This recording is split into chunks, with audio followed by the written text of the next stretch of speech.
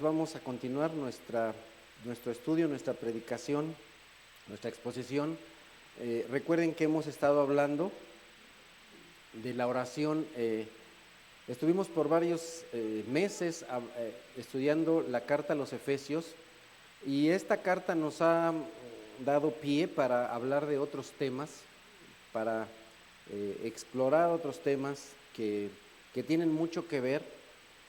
La Escritura nos dice en Efesios 6:18, oren en el Espíritu en todo momento, con peticiones y ruegos, manténganse alerta y perseveren en oración por todos los santos. Ya tenemos varias semanas aprendiendo cómo orar, y lo que vimos la semana pasada, no voy a repetir todo desde que empezamos, pero lo que vimos la semana pasada es que hay que orar conforme a la voluntad de Dios. Hay que orar con fe, hay que orar con obediencia, hay que orar confesando nuestros pecados, hay que perdonar a otros y también hay que ser humildes en nuestra vida diaria. Hasta ahí nos quedamos y les comenté que respecto de este tema les iba yo a dar unos ejemplos. La vez pasada hablamos de la parábola que cuenta nuestro Señor Jesús en Lucas 18, y termina el Señor Jesús en esta parábola diciendo, pues todo el que a sí mismo se enaltece será humillado, y el que se humille será enaltecido. Así es que la prioridad de esta parábola termina con ¿qué? Recordando la importancia de la humildad al orar, ya que como nosotros estábamos viendo, el Señor Jesús les está hablando a personas que confían en sí mismos, que no son humildes y que llegan así a la presencia de Dios. Así es que cualquiera que se enaltece será humillado, y el que se humilla será enaltecido. Así es que si nosotros queremos ir hasta lo más alto de la presencia de Dios, tenemos que estar en una posición muy, muy baja. Ahora, cuando nosotros iniciamos nuestra vida cristiana, no lo sabemos todo. Incluso ni siquiera sabemos cómo orar.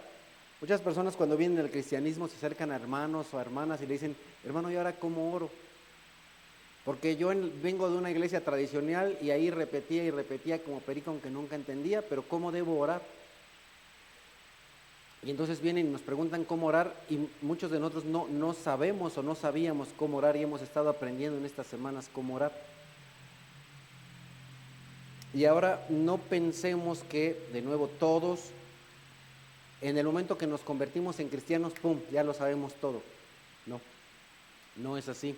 Ni siquiera con los discípulos. Vamos a ver el ejemplo de la vida de Pablo. Pablo escribe en Gálatas 2, el mismo Dios que facultó a Pedro como apóstol de los judíos, me facultó también a mí como apóstol de los gentiles. En una de las primeras cartas que escribe el apóstol, él está diciendo que él es un apóstol. Misma carta dice, en efecto, Jacobo, Pedro y Juan, que eran considerados columnas, al reconocer la gracia que yo había recibido, nos dieron la mano a Bernabé y a mí en señal de compañerismo, de modo que nosotros fuéramos a los gentiles y ellos a los judíos. Entonces aquí Pablo se está reconociendo como un apóstol enviado de Dios en la carta a los Gálatas, y después en la primera carta a los Corintios, cuando les escribe a esta iglesia cargada de pecados, dice Pablo, no soy libre, no soy apóstol, no he visto a Jesús nuestro Señor, no son ustedes el fruto de mi trabajo en el Señor. Aunque otros no me reconozcan como apóstol, para ustedes sí lo soy, porque ustedes mismos son el sello de mi apostolado. Entonces él dice, yo soy apóstol y ustedes son el fruto de mi trabajo. Y después en su segunda carta, Pablo dice, me he portado como un insensato, pero ustedes me han obligado a ello. Ustedes debían haberme elogiado, pues de ningún modo, de ninguna manera soy inferior a los superapóstoles, aunque yo no soy nada. Pablo medita y dice, creo que fui insensato al llamar la atención tan duro y al ponerme como un apóstol, pero ustedes me tenían que elogiar. Interesante, ¿verdad? Van pasando algunos años y nosotros encontramos en la carta a los Efesios que dice Pablo, de este evangelio llegué a ser servidor como regalo de Dios por su gracia. Me dio conforme a su poder eficaz. Aunque soy el más insignificante de todos los santos, recibí esta gracia de predicar a las naciones las incalculables riquezas de Cristo. No sé si se fijaron la diferencia entre los primeros años de predicación de Pablo y los siguientes. Primero, ¿qué dice él? A ver, yo soy apóstol, yo soy aquí uno de los picudos. Y después dice, de todos los apóstoles, soy el más insignificante y Dios me dio la gracia de predicar. Predico por gracia.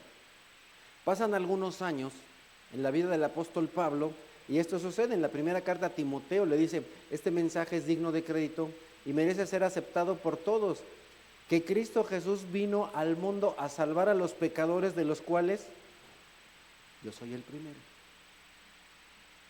Entonces, Pablo va avanzando en su vida cristiana y si tú te das cuenta va siendo cada vez más ¿qué? Humilde.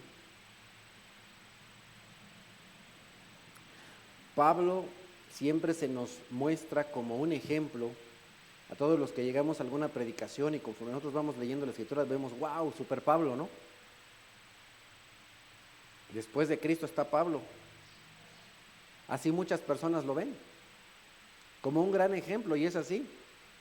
Pero Pablo llegó a una gran estatura y no fue de inmediato, sino que él, al igual que tú y al igual que yo, fue avanzando en su vida cristiana, fue creciendo. ¿Y cómo fue creciendo? Siendo cada vez más humilde. La humildad es algo que es bien complicado para todos nosotros. Para todos nosotros. Yo te podría casi asegurar que algunas personas cuando salen de seminarios bíblicos o de institutos, les pasa muy posible casi lo mismo que a los jóvenes cuando terminan su carrera. Muchos jóvenes cuando terminan su carrera piensan, terminada la carrera, llegar y encontrarse una oficina con secretaria y que le traigan su cafecito y ya llegó el superingeniero y quítense que ahí les voy. Pero se dan cuenta que no es así,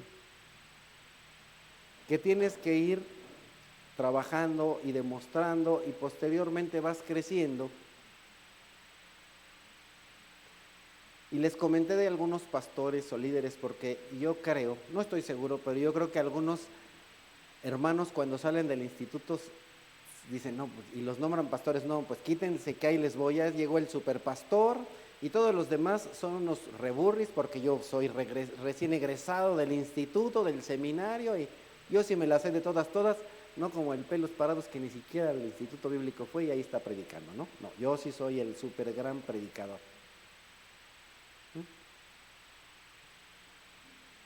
Pero conforme avanzan en su vida cristiana, yo les puedo también asegurar que Dios, la vida, las dificultades y el ministerio, después de que les dan una zarandeada, nos volvemos más humildes. Porque conforme vamos creciendo en la vida cristiana, vamos entendiendo que la humildad es súper importante. Entonces, ¿cómo empieza Pablo diciendo, no hombre, yo no soy menos que los superapóstoles, yo soy apóstol? Y después que dice, yo soy de los apóstoles el más pequeñito. Y después que dice, yo soy el peor de los pecadores.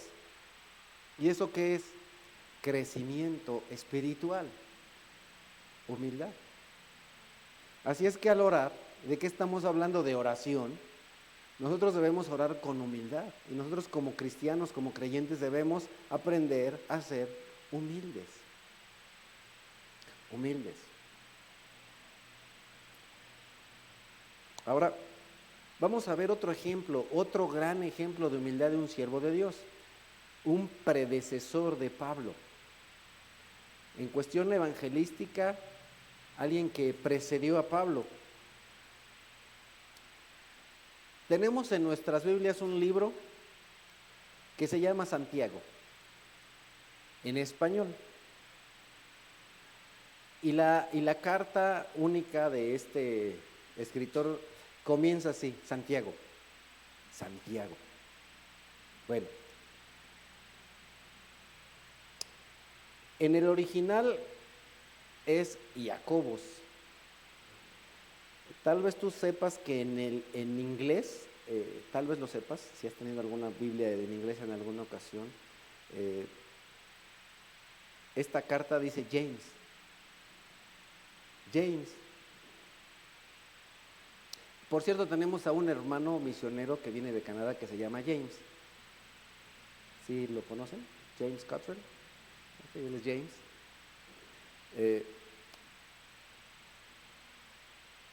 Pero, ¿qué pasa con esto de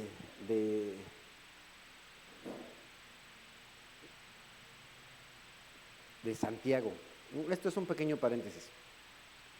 Posiblemente, bueno, en realidad, para empezar, en tu Biblia, si a ti te gusta subrayar, le deberías poner ahí al lado de Santiago Jacobo, porque es como se debería llamar esa carta, Jacobo. Nada más que nosotros incluso deberíamos ir, vamos a la carta de Jacobo, pero todos dicen, ay hermano, ¿y dónde está esa? Es la de Santiago, ¿no? Bueno, Jacobo, esta palabra vino muy posiblemente de la influencia del francés en el inglés, por eso es que es James, pero en el hebreo, bueno, vamos ahí, en el griego es Jacobos,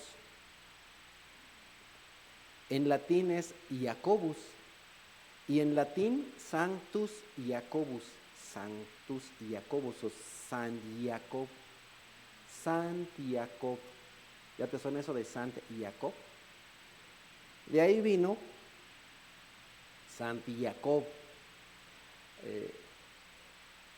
un hombre que se pasó del hebreo al griego, y después, recordemos que ese nombre hebreo era muy común, Jacobo. Jacobo viene de Jacob. ¿Quién es Jacob? Jacob, hijo de Isaac, era un nombre muy, muy común entre los hebreos. Hay varias personas Jacobo en la Biblia. Jacobo es muy, muy conocido, y hay muchos Jacobos. Ahora, Jacob.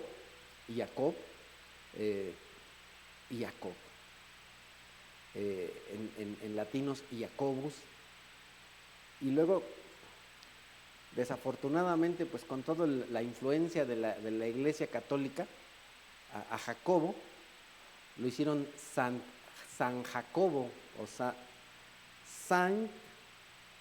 Sanctus Jacobus, y de ahí vino Sant Jacob. Bueno, de ahí vino Santiago. Todo ese rollo nada más para decirles Santiago. Pero en realidad Santiago no se llama Santiago, sino ¿cómo? Jacobo. Ok, entonces Jacobo. ¿Y quién era Jacobo? ¿Quién es Jacobo que escribió esta carta? La Escritura nos dice en Mateo capítulo 13, ¿no es acaso el hijo del carpintero? ¿A quién se están refiriendo? A Jesús. Está Jesús predicando y están afuera algunas personas y dicen, ¿no es acaso el hijo del carpintero? ¿No se llama su madre María y no son sus hermanos Jacobo, o sea, Sant Jacob, José, Simón y Judas? ¿No están con nosotros todas sus hermanas? Así que ¿de dónde sacó todas estas cosas? Como ustedes saben, José y María fueron muy bendecidos por Dios y tuvieron muchos hijos e hijas. Por supuesto que María, pues sí fue una mujer santa, pero no fue siempre virgen. Tuvo varios hijos e hijas por la gracia de Dios y por la bendición de Dios. Y uno de los hijos de José y María, el hijo mayor de José y María, ¿era quién? Jacobo.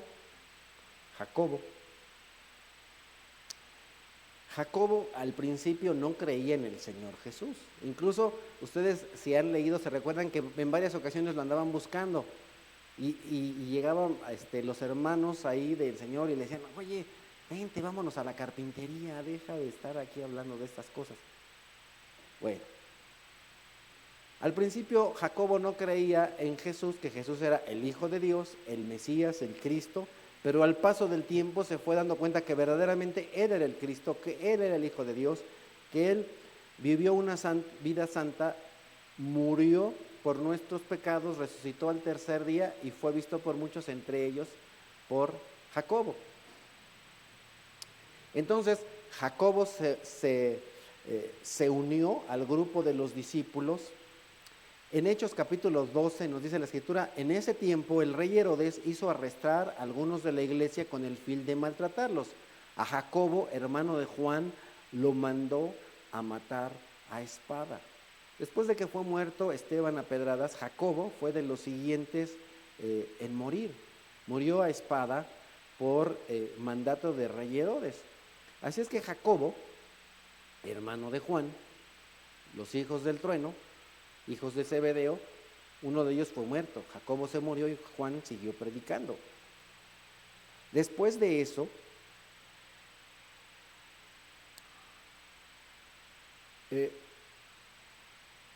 fueron encarcelados Pedro y Juan. En Hechos 2 encontramos con la mano, Pedro les hizo señas de que se callaran. ¿Por qué? Porque ellos habían recién salido de la cárcel, llegan a la casa de donde estaban escondidos los discípulos y ellos, Pedro, wow, qué padre, cállate. Así les hizo, ¿no? Ellos hicieron un gran escándalo porque Dios los había sacado de la cárcel. Ellos, espérense, pues nos acaban de sacar de la cárcel y ustedes aquí están haciendo una bulla. Con la mano Pedro les hizo señas de que se callaran y les contó cómo el Señor los había sacado de la cárcel. Cuéntenles esto a Jacobo y a los hermanos. Ya no es Jacobo el hermano de Juan, sino ¿cuál? Jacobo el hijo de José y María, porque al otro Jacobo de los 12 ya lo habían matado a espada. Les dijo, luego salió y se fue a otro lugar. Ok. Hechos 12, versículos 1 y 2, pero la palabra de Dios seguía extendiéndose y difundiéndose. Cuando Bernabé y Saulo cumplieron su servicio, regresaron de Jerusalén con ellos llevando a Juan, llamado también Marcos, Juan Marcos, es el que escribió el Santo Evangelio según San Marcos. Y en Gálatas nos relata Pablo, en Gálatas 1, después de 3 años subí a Jerusalén para visitar a Pedro y me quedé con él 15 días. No vi a ningún otro de los apóstoles, sino solo a Jacobo, el hermano del Señor. En efecto, Jacobo, Pedro y Juan, que eran considerados columnas, ándale. Entonces, ¿quiénes eran considerados en Jerusalén los líderes, los principales de la iglesia fundada por el Señor Jesús? Jacobo, hijo de José y María, Pedro y Juan. Interesante, ¿no? Al reconocer la gracia que yo había recibido, nos dieron la mano a Bernabé y a mí en señal de compañerismo, de modo que nosotros fuéramos a los gentiles y ellos a los judíos. Este es Jacobo, el que escribió la carta de Jacobo, que en sus Biblias en español dice Santiago. Ahí póngale Jacobo. Empecé solamente poniendo el nombre y después les dije quién es Jacobo. Ya vimos quién es Jacobo. Y su carta, la epístola única de Jacobo dice así: Jacobo, siervo de Dios y del Señor Jesucristo, a las 12 tribus que se hallan dispersas por el mundo, saludos. Y ustedes dirán, bueno, hermano, ¿y qué tuvo que ver todo este rollo de Sand y Jacob y de todo el rollo que me acabas de decir? Muy simple.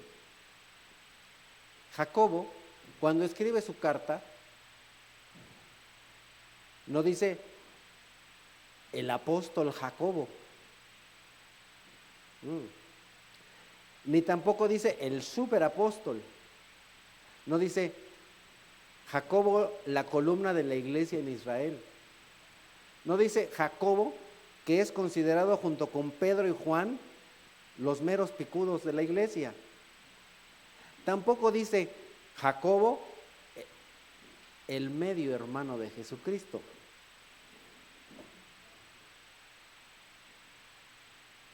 Engendrado del mismo vientre que Jesucristo. Hijo de José y María, el hijo mayor de José y María. ¿Cómo se presenta Jacobo? Jacobo, siervo de Dios y del Señor Jesucristo. Ahora, a Pablo, a pesar de ser estudiado y a pesar de ser preparado, le costó muchísimo más tiempo que a Jacobo aprender la humildad. Entonces, si ustedes se dan cuenta cómo se presenta Jacobo y van viendo cómo se va presentando Pablo en sus diferentes cartas, se van dando cuenta cómo a Pablo le llevó un buen tiempo llegar al punto de decir siervo de Dios, el más pequeño, el primero de los pecadores. Ahora, no estamos criticando a Pablo, sino estamos diciendo cómo una persona va creciendo espiritualmente y va mejorando espiritualmente, y eso, de nuevo, no se logra de un momento a otro. Amados, es por un lado un ánimo para ustedes, porque ustedes, al igual que yo, batallamos con el orgullo, porque una de las cosas que todo ser humano, una de las cosas con las que más batalla todo ser humano es con el orgullo, es con lo que más batallamos. Todo buen pastor y todo buen predicador reconoce que ha batallado o que sigue batallando con eso. Me recuerdo en alguna ocasión escuchaba una predicación de, ustedes saben que me gusta mucho escuchar al hermano MacArthur, él decía que alguna ocasión uno de los estudiantes o recién egresados le dijo, oye MacArthur, ¿cuándo fue que lograste dominar el orgullo? Y él se ríe y dice, sigo luchando con eso. Y yo te puedo decir lo mismo de mí. Es algo con lo que se sigue luchando día con día, porque nuestra carne, como vivimos en un cuerpo de carne, seguimos luchando con muchos pecados y uno de ellos es el orgullo, pero, en fin, eso te lo digo ¿para qué? Para animarte, no te desanimes, amado. ¿Sigues luchando al igual que yo con el orgullo? Hay esperanza. No te desanimes. Vamos creciendo y seguimos creciendo, al igual que otros hermanos, como estos dos ejemplos que les acabo de dar. Santiago, un ejemplo de humildad, apóstol de Cristo, que se presenta simplemente como siervo de Dios y siervo de Jesucristo. Al igual que Pablo, podemos y debemos crecer. Y entonces, ¿cuál es nuestro tema principal? La oración.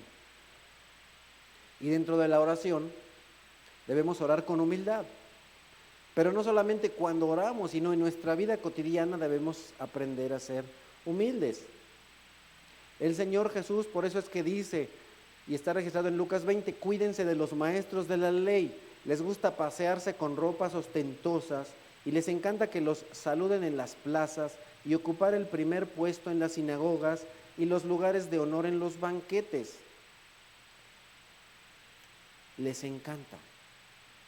Les encanta que ocupar el primer lugar. Totalmente lo opuesto a la humildad. Ocupar el primer lugar. Sentarse siempre en el lugar de honor de los banquetes. El Señor cuando habla de esto les dice, cuando te inviten a un lugar, no llegues y te sientes en la mesa de honor. Siéntate en otra. Es más, si se puede en la última. Es mejor que te digan, oye, ¿qué haces allá? Vente para acá. Acércate, mira aquí. Vente con la quinceañera, pues al fin que vienes vestido de chambelán, ¿no? Es mejor que te digan, pásale para acá, a que te digan, oye, quítate porque ese no es tu lugar, vete para allá atrás. Y dice el Señor Jesús, entonces será una vergüenza para ti que te muevan para que pongan a otro. Por eso es que no te apresures a querer ponerte en primera fila. Mejor deja que alguien te llame a la primera fila y eso te va a dar honra y no que te humillen diciéndote, vete para atrás, mano.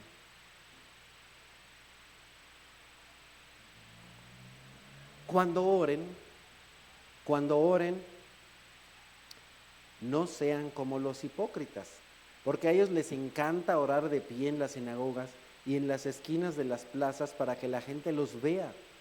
Les aseguro que ya han obtenido toda su recompensa. Cuando nosotros oramos, siempre debemos tener cuidado y sobre todo cuando oramos en público, nuestra intención nunca tiene que ser el apantallar a los que nos oyen. No, hombre, le voy a echar aquí todas mis palabras refinadas, todas mis palabras bíblicas para que todos digan, ¡wow! ¡Qué bárbaro! El Señor dice, no, tranquilo, tú no oras para apantallar a las personas, tú no oras para que los demás vean y digan, oye, qué bien oras. No. El Señor Jesús dice, lo que querían era que los vieran, ya los vieron. Eso es lo que querían, ya lo tienen. Nosotros no oramos con el propósito de que las personas nos vean. Nosotros no oramos teniendo como meta llamar la atención hacia nosotros. Desafortunadamente he escuchado, y gracias a Dios no he tenido la necesidad de asistir a este tipo de lugares en los cuales las personas oran, e incluso yo creo que algunos oran en algún tipo de lengua extraña para llamar la atención, para que digan, oh, wow, tienen su perdón y mira cómo ahora, y órale cómo ora, ¿no? Pero ¿por qué creo yo que muchos lo hacen así? Para llamar la atención. Porque si tú les preguntas, oiga hermano, ¿y qué dijo? Te va a decir, no sé. Y entonces bíblicamente tú le tendrías que decir lo que dice Pablo en la carta a los Corintios. Pídale al Señor que le diga qué es lo que dijo.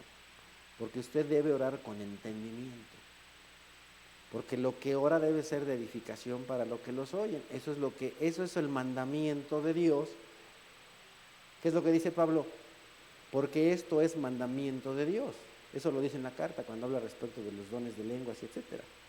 Si no sabes qué es lo que dices, guarda silencio y ora para ti. No lo hagas por llamar la atención. Pero muchos oran así, por llamar la atención, para sentirse los super hermanos, los cristianos de primer nivel. Porque para las iglesias que enseñan eso, si tú eres una persona que habla en una lengua que nadie entiende, eres cristiano de primer nivel. Y si tú no haces eso, eres de segunda. Cuando el Señor Jesús dice que es exactamente lo contrario. Exactamente lo contrario. Así es que el Señor tiene el derecho de cuidar su honor, de defender su honor, y no se digna a responder oraciones de orgullosos que procuran recibir el honor en vez de darle el honor a Dios. La verdadera humildad se refleja en nuestra vida diaria, en nuestra oración,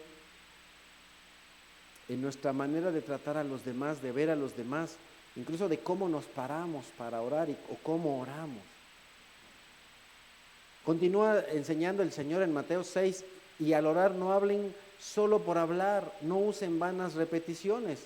Para nosotros, pero bueno, para muchos que crecimos en la iglesia tradicional, ibas allá y te decían 5 Padres Nuestros y 20 Aves Marías. Pero interesantemente, cuando el Señor Jesús enseñó a orar en una oración nombrada el Padre Nuestro, antes de enseñar, a lo primero que dijo, y al orar no hablen solo por hablar. En otras traducciones dice, y al orar no usen vanas repeticiones. Entonces, el Señor Jesús les dijo, no estén repitiendo y repitiendo y repitiendo. Y cuando vas a la iglesia tradicional, lo primero que te dicen es, repítelo 5 veces. Me lleva. Pero si el Señor Jesús dijo que no estén repitiendo cuando les enseñó esa oración, y cuando vas allá a la iglesia tradicional te dicen que lo repitas 5 veces o 10 veces o 20 veces, pues qué contradicción. Es una contradicción a lo que el Señor Jesús está enseñando. Continúa diciendo el Señor Jesús, como lo hacen los gentiles, porque ellos se imaginan, es su imaginación, que serán escuchados por sus muchas palabras. Ellos se imaginan que por repetir no, es que si hermano, es que no lo repetiste 10 veces, nada más 5, repítelo 10 para que Dios te oiga. No, No es de que repitas, y no es porque lo repitas 100 veces ya Dios te va a oír, no tiene nada que ver con la repetición. Nosotros tenemos que empezar reconociendo que Dios es Dios y nosotros somos sus criaturas. Y también nosotros debemos saber que hay algunas oraciones que no son contestadas, porque Dios tiene planes que no necesariamente nos va a dejar saber. Dice la Escritura en Deuteronomio 29:29, lo que es revelado nos pertenece a nosotros, pero lo que es oculto le pertenece al Señor nuestro Dios. Es decir, Dios tiene el derecho de decirnos lo que Él quiere y se puede reservar también lo que Él quiere. Dios puede ocultar sus planes. Oye, Dios, ¿y por qué hiciste esto? No te voy a decir. Bueno, pero dime para qué. Tampoco te voy a decir. No te voy a decir ni por qué ni para qué, porque yo soy Dios. Y tú eres mi criatura. Yo no te tengo por qué dar cuentas. No te tengo que decir ni por qué ni para qué. Tú simplemente haz lo que te mandé y se acabó. Así es que de pronto no falta el que dice, hermano, no le diga al Señor por qué, dígale para qué. Y yo digo, pues es lo mismo, finalmente es cuestionar a Dios. Dios, no me digas por qué, pero dime para qué. Pero dime, pues no te voy a decir ni por qué ni para qué, haz lo que yo te mande y se acabó. Simple, ¿por qué? Porque yo soy Dios y tú eres una criaturita. Tú eres mi creación. Yo quiero que tú hagas lo que te he mandado a hacer. Ahora, hay cosas que se van a cumplir no cuando tú quieras, sino cuando yo quiera. Muchas personas oran. Has de saber que por cientos de años, así te lo digo, cientos de años, el pueblo de Israel estuvo orando para que viniera el Mesías, el Cristo, el Salvador, por cientos de años. No es que el pueblo de Israel no orara. Ahora, por supuesto, algunos oraban, no todos, porque habían israelitas, pues incrédulos, y habían muchos israelitas muy creyentes, muy fervorosos, y que oraban, y oraban, y oraban, y oraban, y se murieron, y sus hijos oraban, y oraban, y oraban, y se murieron, y sus nietos oraban, y oraban, y se murieron, y sus bisnietos y sus tataranietos se murieron. Y el Salvador no llegaba. Bueno, ¿qué pasa con Dios? Muy simple. Pablo nos dice en Gálatas 4, pero cuando se cumplió el plazo, ¿cuál plazo? El de Dios. Vino, en otras traducciones dice, pero cuando vino la plenitud del tiempo, Dios envió a su Hijo, nacido de una mujer, nacido bajo la ley, para rescatar a los que estaban bajo la ley, a fin de que fuéramos adoptados como hijos. ¿Y cuál es el punto de esto? Cuando Dios respondió la oración de todos aquellos que estuvieron suplicando por un Mesías, por un Cristo, cuando se cumplió el plazo. Es decir, no es cuando tú quieras, es cuando Dios lo determine. Y hay cosas que se cumplirán posiblemente en tu vida o posiblemente después de que tú te mueras. Posiblemente. Eso yo no lo sé. Dios tiene plazos, Dios tiene tiempos, Dios tiene momentos. Las cosas se van a cumplir cuando Dios determine que se cumplan. Y ahora esto no tiene nada que ver con falta de fe. Y no podemos decir, es que algunos israelitas no tenían fe. Habían varios israelitas con mucha fe y murieron con mucha fe. ¿Pero qué? Pero no vieron al Mesías, no vieron al Cristo. Porque Cristo tenía que venir cuando Dios determinó que se cumpliera. Al final de los tiempos, a Juan, al apóstol Juan, se le concedió ver una panorámica, una vista desde el principio de los tiempos hasta el final de los tiempos. Juan estaba en una isla llamada Patmos y ahí recibió revelación de Dios y se le dejó ver lo que iba a suceder al final de los tiempos, y él lo escribió en un libro llamado Revelaciones o Apocalipsis. Revelaciones, la revelación de Cristo. El libro debería llamarse La revelación de Cristo, porque ahí se nos revela quién es Cristo. Se nos revela toda la gloria de Cristo. Y en este libro de las revelaciones o Apocalipsis, se le deja ver a Juan las personas que mueren en el tiempo de la tribulación y de la gran tribulación. Y entonces una vez muertos estos hermanos nuestros, en el futuro, están ahí a los pies del altar y están orando a Dios y están suplicando. Ahora, algo que hemos aprendido es que no solamente oramos en esta vida, sino que también vamos a seguir orando en la eternidad. Recordemos que la oración es una comunicación con Dios. Entonces ellos siguen platicando con Dios, se siguen comunicando con Dios, pero están preocupados, están angustiados y están tristes y gritan a gran voz: ¿hasta cuándo, soberano Señor, santo y veraz? Ahora, no están diciendo que Dios es malo, que Dios no los oye, que Dios perdió su poder, que Dios es injusto. Fíjate muy bien cómo oran. Dicen: soberano Señor, santo y veraz, seguirá sin juzgar a los habitantes de la tierra y sin vengar nuestra muerte. Estos fulanos, estos pelados vinieron, nos mataron, estamos aquí y ellos siguen haciendo de las suyas y no pasa nada. Esa tal vez puede ser el grito de muchas personas: vinieron, me robaron, me saquearon, se robaron mi coche y estos pelados siguen ahí como si nada. Ese grito de aquellas personas que están frente al altar puede ser tal vez el grito tuyo. ¿Hasta cuándo, Señor? ¿Hasta cuándo tanta tranza y tanta maldad y tanta cosa que nomás no para? ¿Hasta cuándo? Entonces cada uno de ellos recibió ropas blancas y se les dijo: esperen un poco más. Ups, ya nos mataron, ya estamos aquí y todavía tenemos que esperar hasta que se completara el número de sus consiervos y hermanos que iban a sufrir el martirio como ellos, hasta que maten a otros igual que te mataron a ti. Hasta entonces,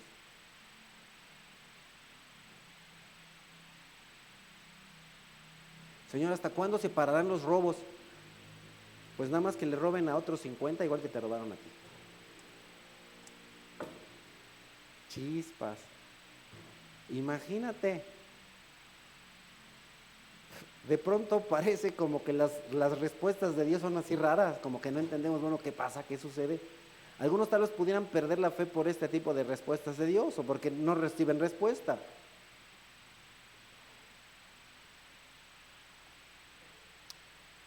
Algo que es importante ver de estas personas que están ahí enfrente del Señor es que no están ajustando a Dios ni de injusto, ni que dijo mentiras, ni de que no es rey. Están reconociendo que Él es el soberano del universo, que Él es santo y que Él dice la verdad. Él simplemente les están diciendo: Señor, ¿cuándo? No están juzgando a Dios, no están hablando mal de Dios, simplemente le están preguntando: Señor, ¿cuándo?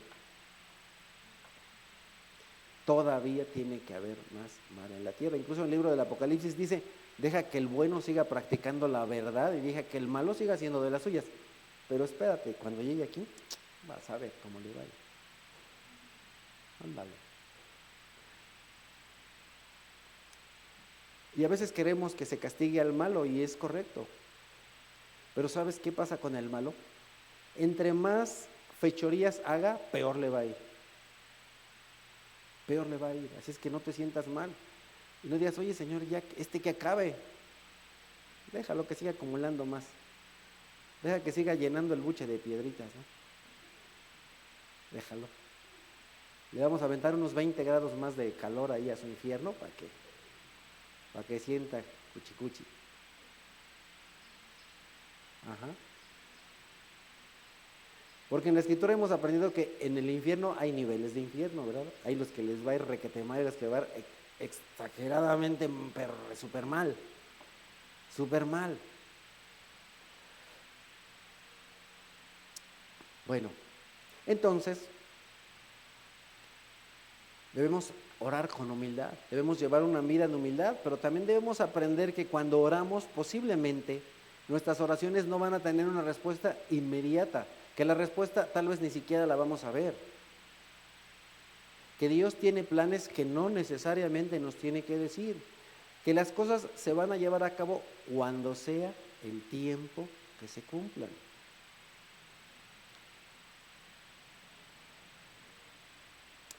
Pero también hay oraciones que hacemos que no reciben respuesta. ¿Por qué? Santiago escribe, Jacobo escribe. Jacobo 4:3. Y cuando piden no reciben, porque piden con malas intenciones para satisfacer sus... Ay, Señor. Es que pido y pido y pido y el Señor no responde a mi oración simple, porque tu oración es solo para satisfacer tus malos deseos. Pides con malas intenciones. No tienes buenos deseos, por eso es que Dios no te concede eso que le pides. Mismo Santiago escribe, Jacobo 1 del 6 al 7. Pero que pida con fe, sin dudar, porque quien duda es como las olas del mar, agitadas y llevadas de un lado a otro por el viento. Me recuerdo que así decían en la primaria, ¿no? Que agarraban las niñas una florecita y decían, ¿me quiere? No me quiere. ¿Me quiere? No me quiere. Y a veces así las personas cuando piden al Señor dicen, ¿me lo dará? No me lo dará. ¿Me lo dará? No me lo... Pues no te lo va a dar. ¿Por qué? Porque dudas. Porque dudas. Por eso es que cuando tú pidas al Señor, dice Dios que tú tienes que decir, ya me vi. Ya me vi. Oren con fe, eso lo vimos anteriormente. ¿Por qué a veces Dios no te da lo que pides? Porque no pides con fe. Quien es así no piense que va a recibir cosa alguna del Señor, una sola cosa. Ni una. Oye, pero ni una sola cosa te da el Señor. ¿Por qué? Dice aquí, porque eres indeciso e inconstante en lo que haces. Si le pido al Señor, incluso el Señor dice, oren pensando que ya lo tienen. ¿Se recuerdan? Ese es un pasaje que vimos en semanas anteriores. Cuando tú oras, tú debes tener la seguridad de que ya lo tienes, ya me vi, ya lo tengo. Y te moriste y no lo tienes y dices, ¿qué pasó? Bueno, no lo vas a tener aquí, pero allá sí. Pues sí lo tienes, nomás que en el tiempo del Señor. Ay, Señor, ese carrazo.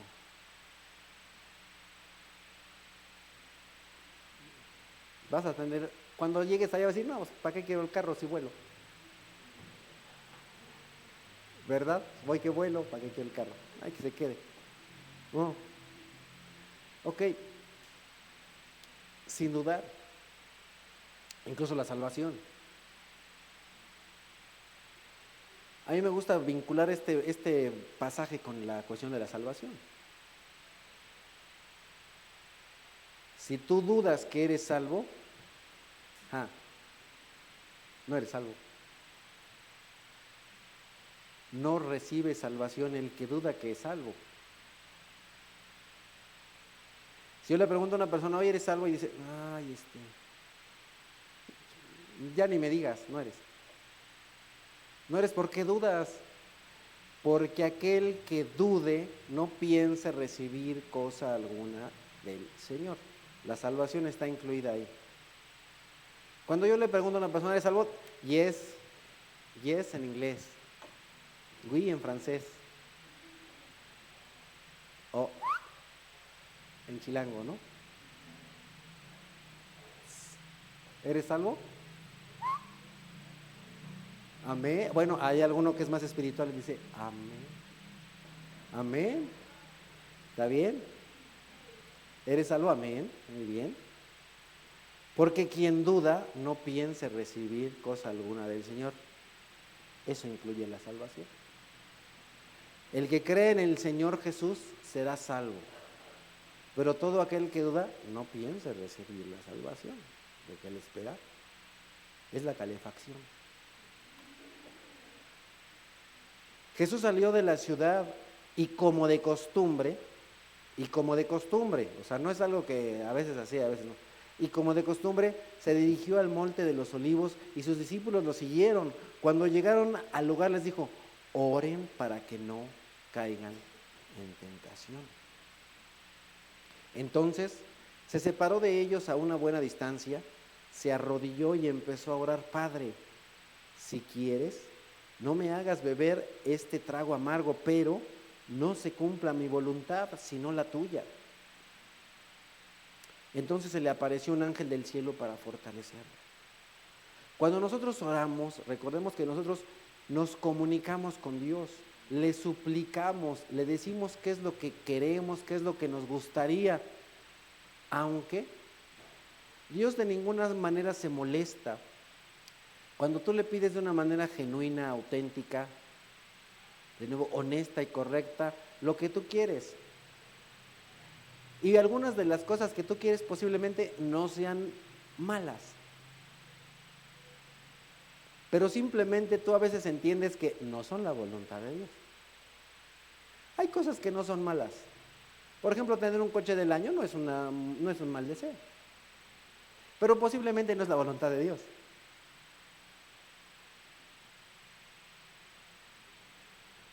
Así es que nosotros cuando oramos también debemos aprender a reconocer que hay cosas que muy posiblemente o seguramente no son la voluntad de Dios. Pero simplemente cuando oramos nosotros nos comunicamos a nuestro Padre porque es nuestro Padre y le gusta saber qué pensamos, qué deseamos, qué sentimos, qué queremos. A Él le gusta saber. Y el Señor, el Padre Todopoderoso, se molestó porque Jesús le dijo, ay Señor, yo no me quisiera morir. Porque ya mi carne siente y va a estar regacho eso de que me maten. Voy a sentir feo, me va a doler mucho. La verdad no me quisiera morir. La mera verdad, no me quiero morir. Y si hay otra manera de salvar a estos pelados ingratos, ¿no habrá otra? ¿No se puede? ¿No? ¿Por fin? ¿No? Bueno, está bien. Eso es lo que pasó con el Señor Jesús. Así de la misma manera nosotros posiblemente hay cosas que queremos hacer o que deseamos que no son malas. Algunas de ellas sabemos que no son la voluntad de Dios, así sabemos que no son, y otras como que no estamos muy seguros. Pero finalmente nosotros le suplicamos a Dios, le pedimos, nos comunicamos con Dios porque a Él le gusta que nos comuniquemos con Él. A lo mejor le dices a tu papá o a tu mamá, mira mamá, la mera verdad, o papá, la verdad es que no quiero ir a la escuela, no me gusta estudiar. Y como que soy medio maleta para la escuela. Pero está bien, voy a ir a la escuela. Así debe de ser. Así deberían ser los padres con los hijos en la tierra y así deberíamos nosotros ser con el Padre en el cielo. Está bien y no es malo. Mira, mi joven que estás aquí, no es malo que tú le digas a tus papás que no te gusta ir a la escuela. Ni tampoco es malo que le digas, mira, la verdad es que hoy no me puedo levantar. No me quiero levantar. No es malo que le digas al Señor, Señor, hoy no me quiero levantar, y es domingo. Y el Señor le dice, pero es que tú eres el que predicas. Ah, chispas. Pues sí, ¿verdad? No, pues entonces hay que ir.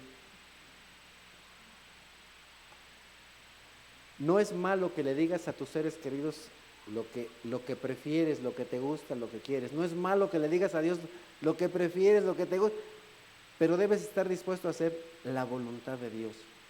Y mientras que eres menor de edad, la voluntad de tus padres, que son responsables de ti.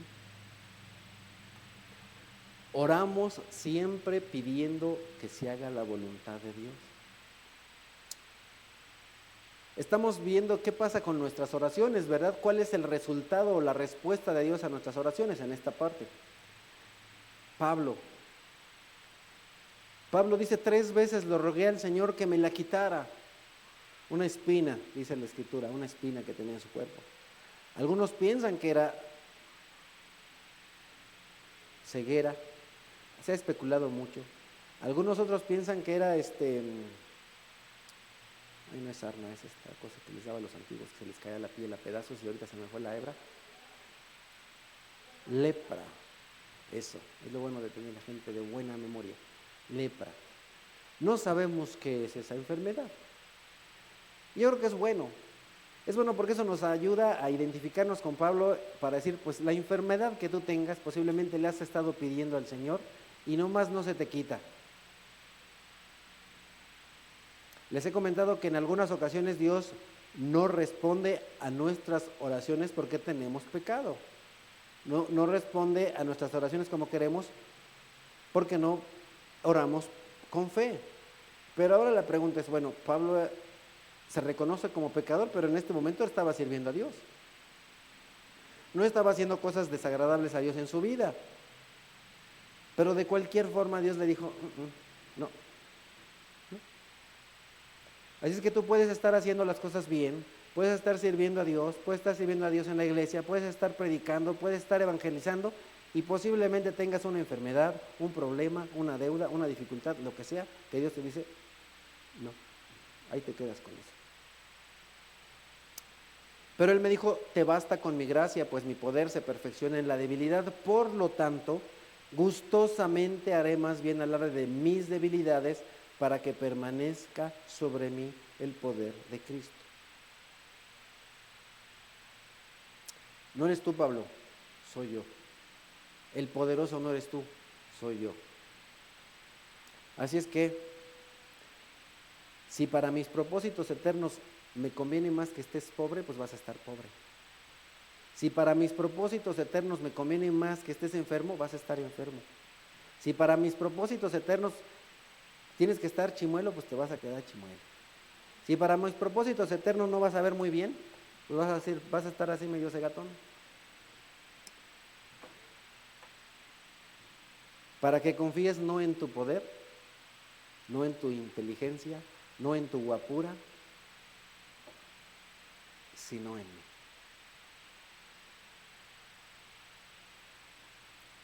Oramos y posiblemente el Señor no nos conceda lo que pedimos. ¿Por qué? Porque Dios quiere que se muestre su poder en nosotros.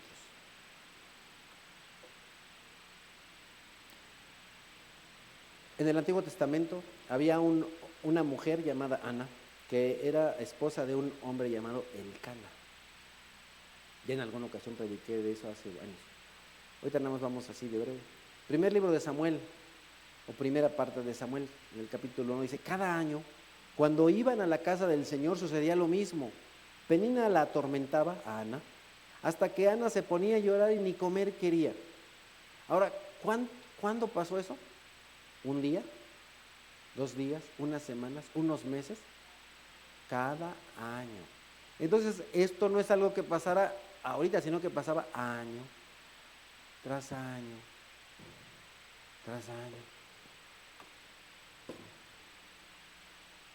Como Ana estuvo orando largo rato ante el Señor, o sea, en una de esas, ya después de muchos años, no un año, sino después de muchos años de estar orando y orando y orando al Señor, como Ana estuvo orando largo rato ante el Señor, Elí, el sacerdote en el templo, se fijó en su boca, sus labios se movían, pero debido a que Ana oraba en voz baja, no se podía oír su voz. Elí pensó que estaba borracha. Así que le dijo, ¿hasta cuándo te va a durar la borrachera? Deja ya el vino. No, mi señor, no he bebido ni vino ni cerveza, ni tampoco gomichelas. Solo soy una mujer angustiada que ha venido a desahogarme delante del Señor. No me tome usted por una mala mujer. He pasado ese tiempo orando debido a mi angustia y aflicción. Vete en paz, respondió Elí, que el Señor de Israel te conceda lo que has pedido. Gracias, ojalá favorezca usted siempre a esta sierva suya. Con esto Ana se despidió y se fue a comer. Desde ese momento su semblante cambió.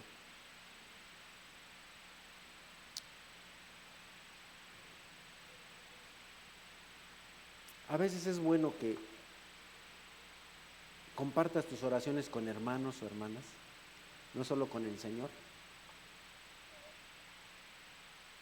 Y a veces es bueno que alguien te bendiga y tenga un buen deseo sobre ti. Eso nos llega a dar ánimo, ¿verdad? Pero en fin, regresamos al pasaje. Al día siguiente madrugaron y después de adorar al Señor, volvieron a su casa en Ramá. Elcana se unió a su esposa Ana y el Señor se acordó de ella. Ana concibió y pasado un año, todavía un año, dio a luz un hijo y le puso por nombre Samuel, pues dijo: al Señor se lo he pedido. Así que la respuesta a una oración puede tardar, ¿qué? Muchos años, al igual que sucedió con Ana. Amado hermano, no dejes de orar. Posiblemente esa situación que estás pasando, esa enfermedad, ese familiar cabezón que no quiere aceptar al Señor, posiblemente después de algunos años, si es la voluntad del Señor, lo va a aceptar. Solo Dios sabe. La respuesta de la oración no necesariamente es inmediata, a veces sí. A veces tardas días, semanas, meses, años. La respuesta puede ser sí, puede ser no. ¿Se acuerdan que pasamos la otra vez a una parejita aquí, verdad? Puede ser sí, puede ser no. Puede ser después, o puede decir: ¿estás bromeando? ¿Sí? Pero dice: el oro, aunque perecedero, se acrisola con fuego. Así también la fe de ustedes, que vale mucho más que el oro, al ser acrisolada por las pruebas, demostrará que es digna de aprobación, gloria y honor cuando el Señor Jesús, cuando Jesucristo se revele. Nuestra fe está muy vinculada con nuestra oración. Nosotros oramos por fe. Debemos orar por fe y con fe. Y esta oración se va a probar igual que el fuego.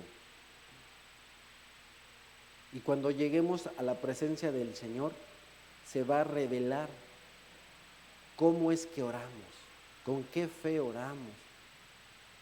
Nuestras oraciones, que son una demostración de nuestra fe, son probadas, para ver si a la primera te das por vencido y dejas de orar. Entonces, que ya oré 3 veces nomás como Pablo, ya, ahí muere. Bueno. A Pablo Dios le dijo definitivamente no. Si a ti Dios definitivamente te dijo que no, pues puedes dejar de orar por eso. Pero posiblemente Dios no te ha dicho que no, así es que sigue orando. Sigue orando, ora y ora y ora y sigue orando, porque tu fe está siendo probada al igual que el oro. Ahora bien, dice Pablo en la carta a los Romanos, ahora bien, sabemos que Dios dispone todas las cosas para el bien de quienes lo aman, los que han sido llamados de acuerdo con su propósito. Cuando nuestras oraciones no reciben una respuesta, o pensamos que no tienen una respuesta, posiblemente Dios ya te respondió y tú ni siquiera te has dado cuenta. Debemos seguir confiando de que Dios dispone todo lo que nos pasa para nuestro bien. Todo lo que te está pasando es para tu bien. La respuesta de Dios a tu oración es para tu bien. Si Dios te dijo que sí, es para tu bien. Si Dios te dijo que no, es para tu bien. Si Dios te dice que aguantes presión, es para tu bien. Es para tu bien. Por supuesto, si es que lo amas. ¿Hay alguien aquí que ama a Dios? Todo lo que te sucede en la vida es para tu bien.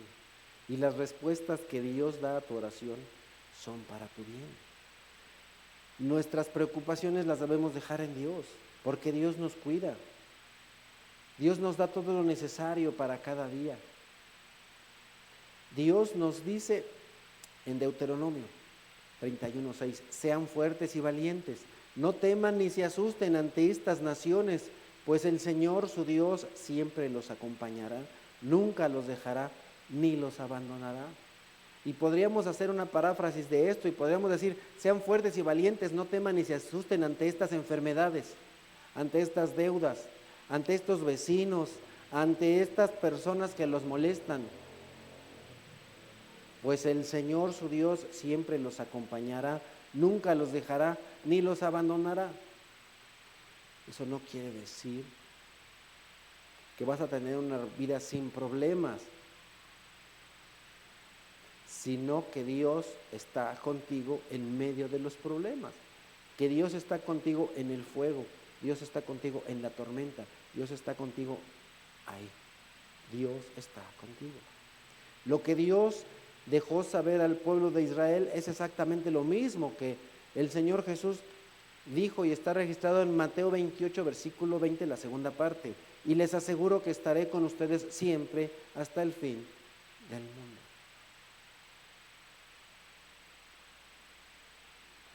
Amado, ora con humildad, ora con fe. Sé sensible a las respuestas de Dios. Posiblemente Dios ya te dio una respuesta a tu oración y posiblemente su respuesta fue no, no y no.